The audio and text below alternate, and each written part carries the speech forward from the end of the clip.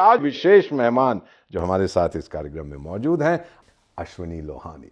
ये चेयरमैन रह चुके हैं of the number 1 tourism development agency in India, Indian Tourism Development Corporation, the largest employer possibly under a single roof in the world, Indian Railways, and 2 times chairman managing director of Air India. तो जमीन पर भी, हवा पर भी और पानी पर भी आपका अनुभव जो है that has been enormous. I begin this before I come to tourism. Mister Lohani, एक प्रश्न पूछ सकता हूं निजी तौर पर? बिल्कुल।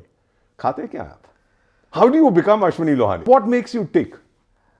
आई रियली डोंट नो, मुझे खुद नहीं मालूम, बट मज़ा आता है काम करने में। तो काम किसी भी क्षेत्र में करा लीजिए, पर्यटन में करा लीजिए, हवाई जहाज में करा लीजिए, ट्रेन पे करा लीजिए, शिप्स में करा लीजिए, कहीं का मुझे काम करने में आनंद आता है। Before you joined there were some issues, after you left there was a clean slate. ये कैसे किया आपने? हमने भारतीय रेल में करीब 13 लाख कर्मचारी हैं, हमने सबसे हाथ मिलाया। I met the entire lot of railway man. मेरे जिस दिन मैंने ज्वाइन किया उस दिन मेरी यही इच्छा थी कि सबके साथ में मिल लूँ, सबसे हाथ मिला लूँ, सबसे गले मिल लूँ और सबको बतला दूँ कि मुझे क्या चाहिए। तो एक बार उनसे मिल के बता दूंगा तो देंगे मुझे। तो यही हुआ। I actually shook hands with more than a million. आपका जो तजुर्बा था 2 terms as chairman managing director of Air India, we all know कि एयर इंडिया के बहुत बड़ा ऋण है, डेट है, एटसेट्रा, प्राइवेटाइजेशन की बात हो रही है, but you manage to turn it around, you declared an operating profit again. What is your secret? नहीं, पहले डिसाइड कर लो कि क्या हासिल करना है और फिर रास्ते ढूंढ लो उसको हासिल करने के। Talk to me a little bit about tourism. So does government have any business being in business? देखिए, public sector was this after independence, public sector came in the country because at that point of time you did not have the private sector mature enough and ready enough to do a lot of things. That is our public sector came. But yes, the fact remains कि doing business within the environments of the government is a difficult thing. And you're right, business should be in the private sector. I agree. What was your experience as chairman of the India Tourism Development Corporation? Hotel चलाते हैं, tours होते हैं, ये होता है, वो होता है। नहीं, उस समय तो बहुत कुछ होता था। उस समय तो करीब 34 होटल चलाते थे, हिंदुस्तान के सबसे बड़े होटलियर थे। पूरे हिंदुस्तान के एयरपोर्ट्स पे ड्यूटी फ्री शॉप्स चलाते थे, बसें चलाते थे, टैक्सी सर्विस चलाते थे, एडवर्टाइजिंग एजेंसी चलाते थे, इंजीनियरिंग कंसल्टेंसी देते थे, लाइट एंड साउंड शोज बनाते थे, पब्लिसिटी मटेरियल बनाते थे, बहुत कुछ करता था उस समय आईटीडीसी। मतलब the entire spectrum of tourism was covered by ITDC. पर्यटन का जो विषय है which has been badly damaged by the Chinese virus, कि अब लोग जा नहीं रहे, बहुत कम हो गए हैं। People talk about 70-80% decline last year in international travel. तो सर, अब जो बड़ी बड़ी चुनौतियां हैं, जो आने वाला वर्ष है, अब जो आ चुका है नया साल 2021 या 2022, अगर वायरस पे, महामारी पर कंट्रोल हुआ तो टूरिज्म को रिवाइव हम लोग दुनिया भर में, खासतौर भारत में, कैसे करेंगे? देखिए, मेरा हमेशा से मानना था कि जो देसी पर्यटन है ना, 130 करोड़ की आबादी वाले देश में देसी पर्यटन का बहुत मेजर महत्व है। नंबर्स भी बहुत ज़्यादा है। 150 करोड़ की आबादी, घूमना फिरना लोग करेंगे तो करोड़ों में ही करेंगे। और जो विदेशी पर्यटन, इंटरनेशनल टूरिज्म, जब मैंने टूरिज्म सेक्टर ज्वाइन किया तब 2 मिलियन का हुआ करता था। 2 मिलियन का इनबाउंड था, 3 मिलियन का आउटबाउंड था, टोटल ट्रैफिक 10 मिलियन का था। That was nothing compare to the population of the country. तो basically we have to look at tourism within, that is the main thing. इस समय, corona के समय में आपका इंटरनेशनल टूरिज्म तो बहुत अफेक्ट हुआ है। कोरोना के समय में international tourism has been badly affected. It has been badly affected only because flights are not flying between countries. जिस दिन आप फ्लाइट्स फिर से शुरू कर दोगे, उस दिन फिर से लोग आना जाना शुरू कर देंगे। बट ये वक्त ऐसा आ गया कि हमको अपने डोमेस्टिक टूरिज्म को स्ट्रेंथन करने का ये वक्त है। और डोमेस्टिक टूरिज्म के भी कई सेक्टर्स हैं। एक तो सेक्टर वो हो गया, एक तो उसका पहलू हो गया, एक प्रदेश का यात्री आदमी, नागरिक दूसरे प्रदेश घूमने जाता है। अहमदाबाद का आदमी नैनीताल घूमने जाता है, कलकत्ता का आदमी बेंगलोर घूमने जाता है। Inter state tourism, that is When we talk about domestic tourism, we basically mean interstate tourism.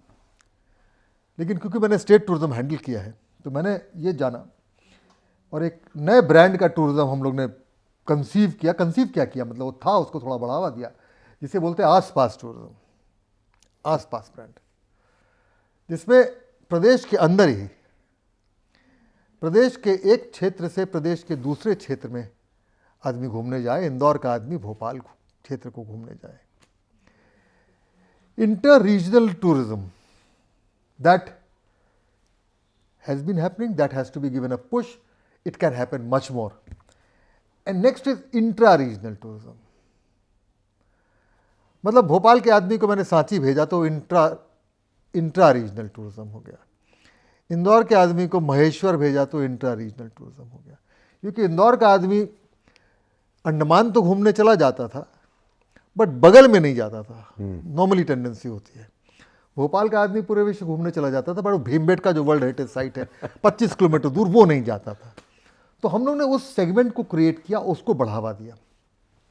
तो I can see a lot of आसपास टूरिज्म प्रॉस्परिंग, ऑल्सो बिकॉज आसपास tourism can be covered by cars and people prefer a personal transport these days because of effect of Covid. प्रधानमंत्री ने कुछ समय पहले कहा था कि अपने ज़िंदगी के दौरान टू एवरी इंडियन कम से कम 15 ऐसी जगह पे जाओ विच हैव टूरिस्टिक सिग्निफिकेंस, और फिर नॉर्थ ईस्ट में ज़रूर जाइएगा। उन्होंने बहुत इसके बारे में कहा था and you yourself promoted very aggressively the North East. उस विषय में perhaps tell us, in a country like India PM says go to 15 places, लेकिन इस देश में तो हर जगह अनोखी है, अनयूजुअल है, तो कैसे चुनेंगे ये 15 जगह? बिल्कुल सही कह रहे हैं, क्योंकि हिंदुस्तान एक राष्ट्र तो है बट बहुत सारी दुनियाएं हैं इसके अंदर।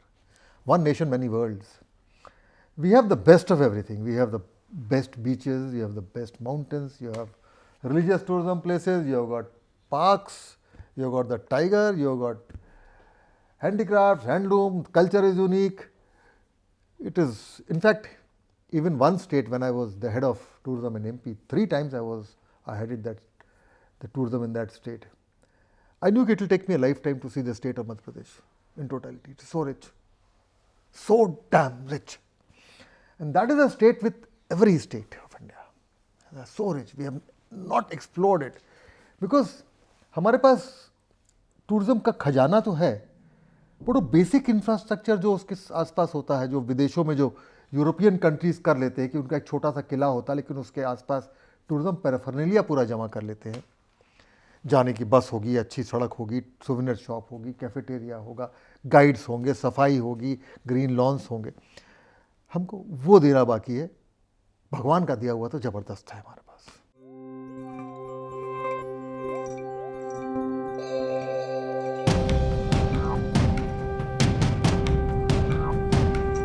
ये रंग है रंग है रंग है, 100 तरह के रंग है, रंग है रंग है रंग है, 100 तरह के रंग है। कान्हा में सैकड़ों शेर दहाड़े, हर कोई देखे आंखें फाड़े, ओ आंखें फाड़े आंखें फाड़े आंखें फाड़े आंखें फाड़े। खजुराहो की खामोश मूरत, प्यार की कितनी प्यारी सूरत, एमपी में आया हर कोई। दंग है ओ दंग है, दंग है ओ दंग है। मांडू का महल देखने आए, जहाज देखा चक्कर खाए।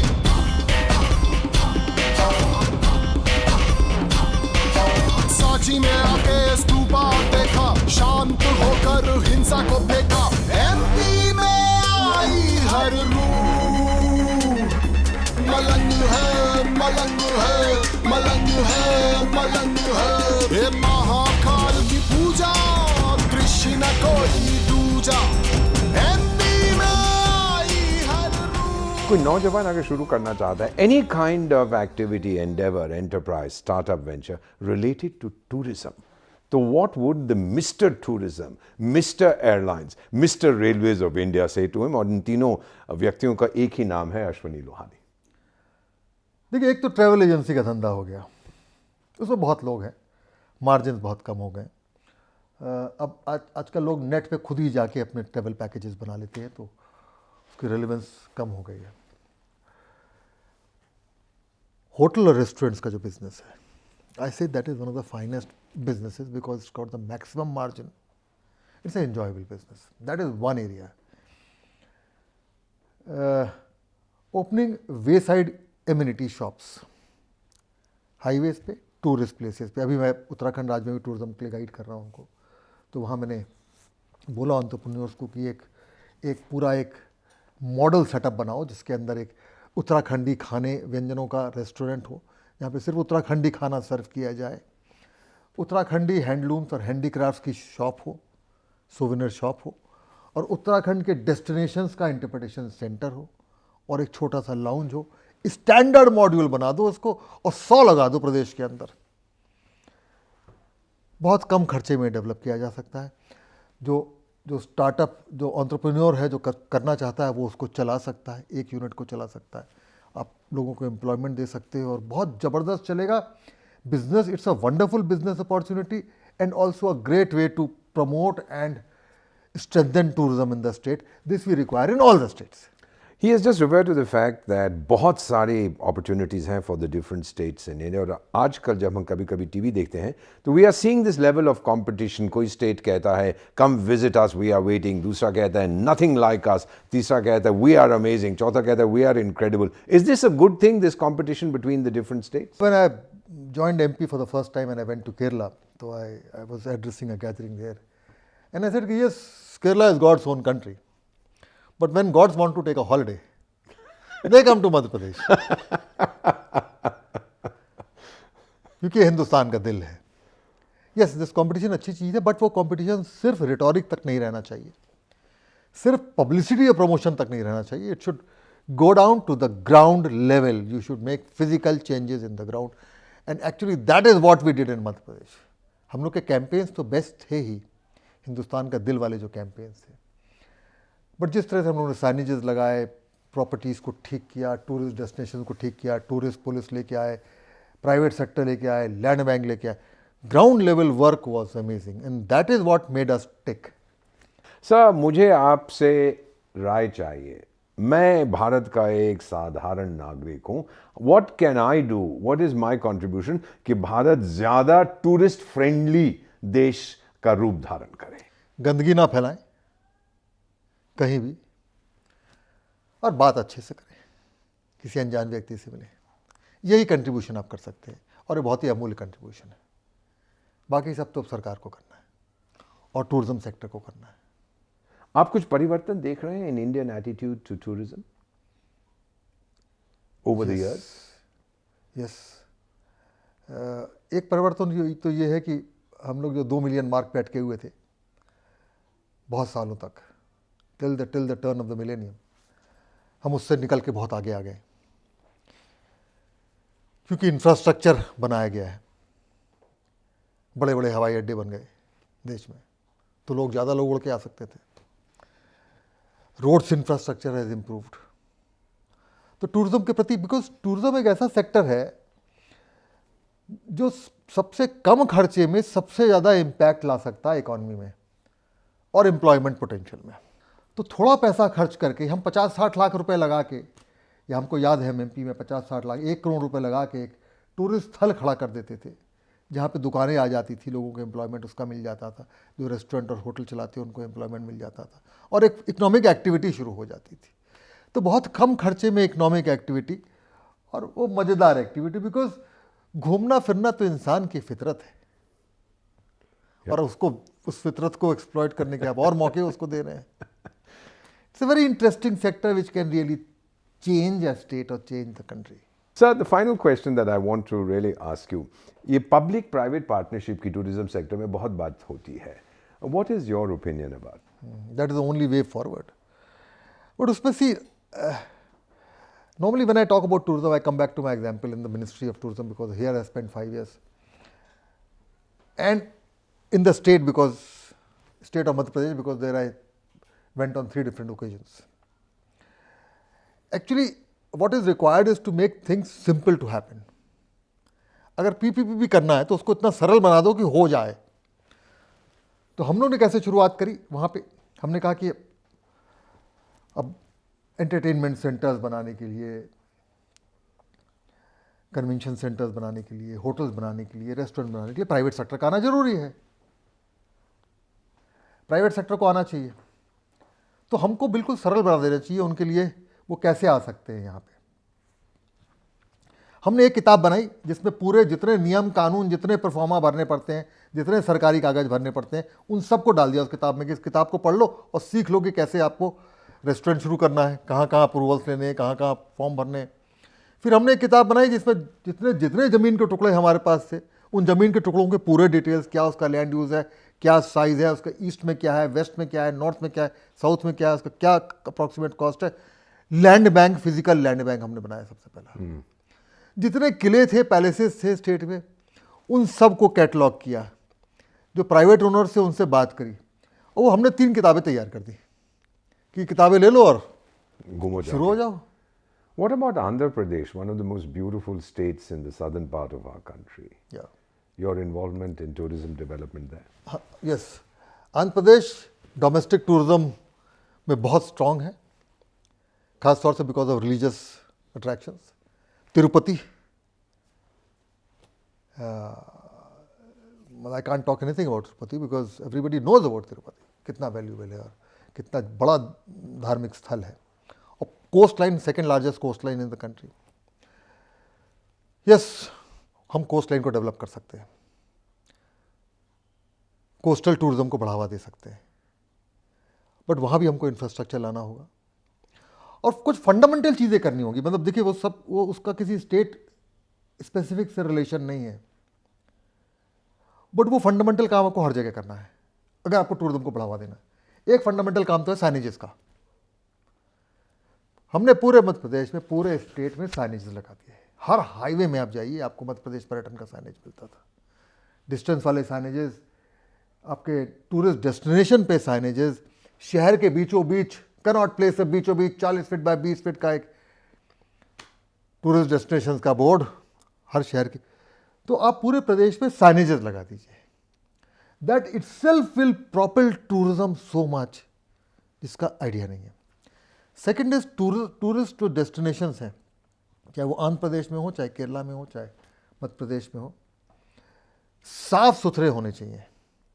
You have to have some mechanism of doing it.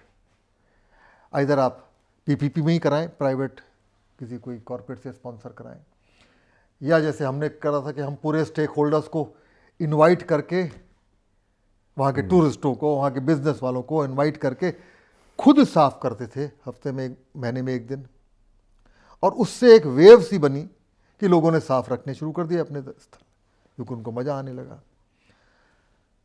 तीसरा, टूरिस्ट साइट्स पे सोवेनियर शॉप्स होनी चाहिए, खाने पीने की दुकान होनी चाहिए ढंग की, और टॉयलेट्स होने चाहिए।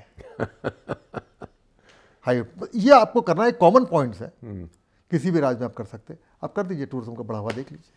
So the Swachh Bharat campaign जो प्राइम मिनिस्टर ने लॉन्च किया था has been a resounding success and I believe कि टूरिज्म पर भी उसका असर अब हम लोगों को नजर आएगा over a period of time. It doesn't happen overnight, समय तो लगता है। मतलब ये एक ऐसी चीज़ थी जो प्रधानमंत्री ने करी स्वच्छ भारत की, बिकॉज हम लोग स्वच्छता का इशू कहाँ लाते हैं, हम इसको बहुत तुच्छ इशू मानते हैं। इस इशू को सेंटर स्टेज लाना, it was a very very important thing. लाल किले से कहना कि टॉयलेट्स होने चाहिए, toilets for the life of the nation. Yes, it has made a tremendous difference. मुझे याद है, मैं उसमें लक्ष्मी नगर के एक ऑफिस में था और हर बुधवार के दिन हमने पूरा ऑफिस बांट लिया था, कौन क्या साफ़ करेगा। मैंने मेन गेट लिया था ऑफिस का, मेन गेट में 2 घंटा पूरा उसको साफ़ करते थे। वो स्पिरिट आई थी वो प्रधानमंत्री के उस अनाउंसमेंट से, स्वच्छ भारत, बट उसमें अभी कंटिन्यूसली आगे जाना है।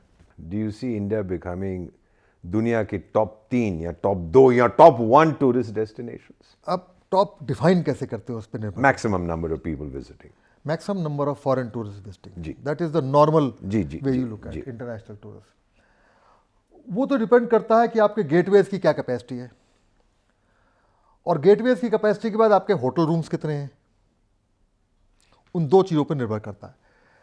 हमारा जब भी नंबर बढ़ा, उसको आप डायरेक्टली रिलेट कर सकते हैं बड़े हवाई अड्डे बनने से। दिल्ली में बड़ा हवाई अड्डा बना, बम्बई में बड़ा हवाई अड्डा बना, हैदराबाद और बेंगलोर बना, हम 2 मिलियन से 10 मिलियन चले गए। तो it is directly related to that. और उस दिशा में हम लोग मूव करें। अब देखिए ना, दिल्ली में अब सेकंड एयरपोर्ट आ रहा है, जेवर। मुंबई में, नवी मुंबई में आ रहा है। Immediately the numbers of tourist coming to India will increase, but we still have to go a long way. We are at 11 million, और टॉप कंट्रीज जो है उनके 80 मिलियन 90 मिलियन तक हैं। बट सिर्फ नंबर से ज़्यादा हमको आंकना चाहिए नंबर ऑफ टूरिस्ट डेज। कितनी रात रुकते हैं, कितने दिन रुकते हैं। है। तो इंडिया में शायद 11 दिन रुकता है एवरेज स्टे। यूरोप के कंट्रीज में 1-1, 2-2 दिन रुकता होगा। तो हम बहुत दूर नहीं है, अगर हम प्रयास कंटिन्यूसली करते रहें तो इस बात से बहुत दूर नहीं है कि हम नंबर 1 टूरिस्ट कंट्री बन जाएं, वर्ल्ड में नंबर 1 बन जाएं, क्योंकि डेस्टिनेशन तो है ही हमारे पास ज़बरदस्त। और जैसे आप ये कार्यक्रम देखते जाएंगे, आप भी आगे बढ़ेंगे, because India can go in only one direction. वो डायरेक्शन है फॉरवर्ड।